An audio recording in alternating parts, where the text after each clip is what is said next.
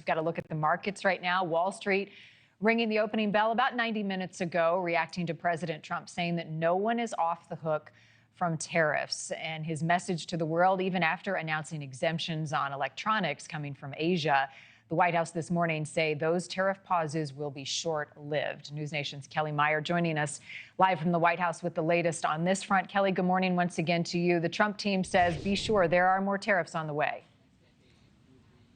Yeah, they went from Friday to saying there were some exemptions to now the president saying last night on Air Force One that there were going to be an announcement this week. There will be on semiconductor tariffs set to be announced later this week. He indicated, though, he could offer some flexibility, he said, to some companies. So a bit of mixed messaging coming from the administration, though. White House official told me this morning that they don't feel this is mixed messaging, that it just depends where they want to impose these tariffs. We know that on Friday, they said that smartphones and computers would be exempted from the 125% tax imposed on China. That's where Apple assembles much of its iPhones. But the White House also listed Friday semiconductor chips also under that exempted product list. Now the president is saying that he will announce tariffs on semiconductor chips, quote, over the next week. We're also seeing today Nvidia making an announcement that AI supercomputers will be made in Texas, and they are planning up to $500 billion of U.S. AI production investment.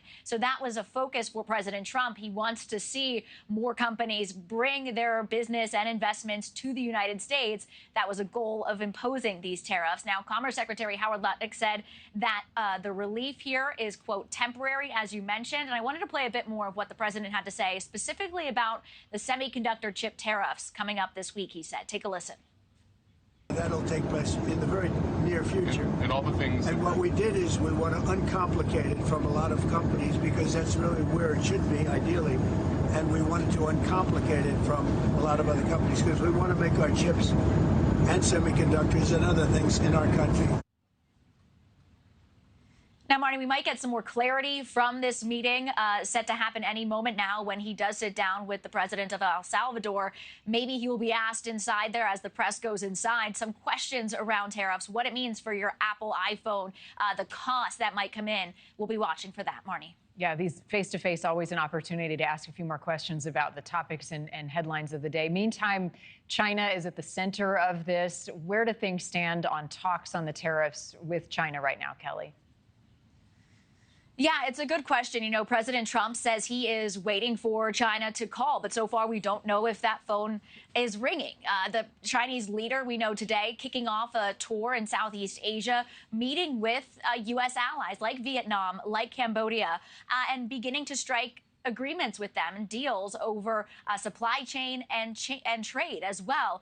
There is that concern of whether or not the tariffs will be pushing U.S. allies closer to Beijing. And that's something I asked a White House official earlier this morning, and I wanted to play that clip for you here.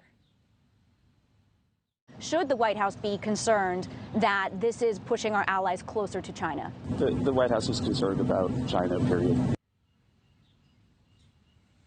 So even some different messaging there from Kevin Hassett, the director of the National Economic Council, saying that they are concerned about China, period. The president earlier, probably a couple weeks ago, saying that he wasn't worried that his tariffs might push allies closer to China. He didn't think that would happen.